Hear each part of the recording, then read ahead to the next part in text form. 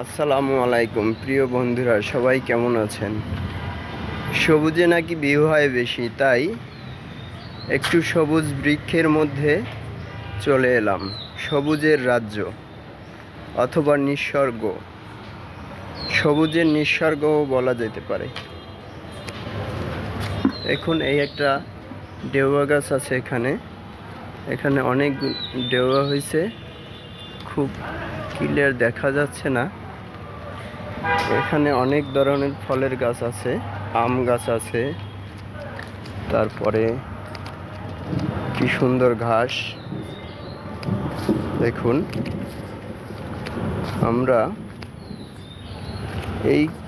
এখানে অনেক ধরনের গাছপালা আছে যেগুলো দেখতে অনেক ভালো। দেখুন,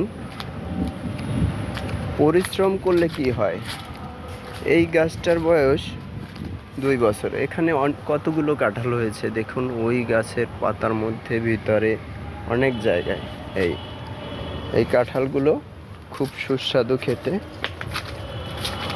আরও কিছু কাঁঠাল গাছ আছে, এই দেখুন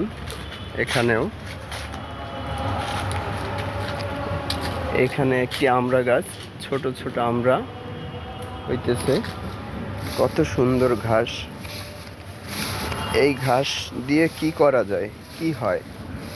এই ঘাস অনেক কিছু কাজ করে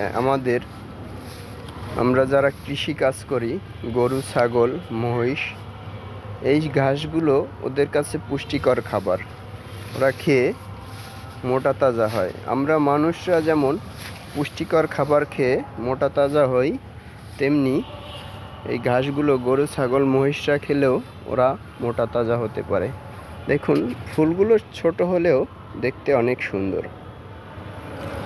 এখানে এই কমলা গাছ, এই কমলা গাছে কমলা ধরছে দেখুন।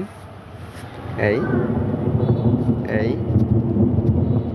খুব সুন্দর একটা জায়গা।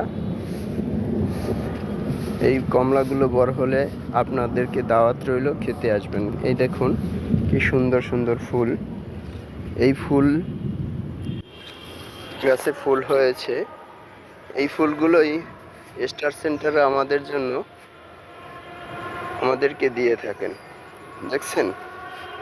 কিন্তু স্টার সেন্টারে আমাদেরকে ফুলগুলো দিয়ে থাকেন, কিন্তু আমাদেরও কিন্তু এখানে অনেক দায়িত্ব আছে। দেখেন, আম গাছে আম। স্টার সেন্টারদের প্রতি আমাদের অনেক দায়িত্ব আছে। সেই দায়িত্বটা হচ্ছে তাদের সাথে সপ্তাহব্যাপী কাজ করা, তাদের সাথে থাকা, তাদের সাথে সুন্দরভাবে কাজ করা। তাহলেই তারা সন্তুষ্ট হয়ে আমাদেরকে এই ফুলগুলো দেবে। স্টার সেন্টাররা কিন্তু শুধু এক রঙের ফুল আমাদেরকে দেয় না। স্টার সেন্টাররা আমাদেরকে অনেক ধরনের ফুল দিয়ে থাকেন। এই দেখুন প্রিয় বন্ধুরা, আমার ভিডিওটা যদি ভালো লাগে আপনারা কমেন্টসের মাধ্যমে জানাবেন এবং সম্ভব হলে শেয়ার করে দেবেন। সবাই ভালো থাকুন, সুস্থ থাকুন। শুভকামনা রইল সবার জন্য।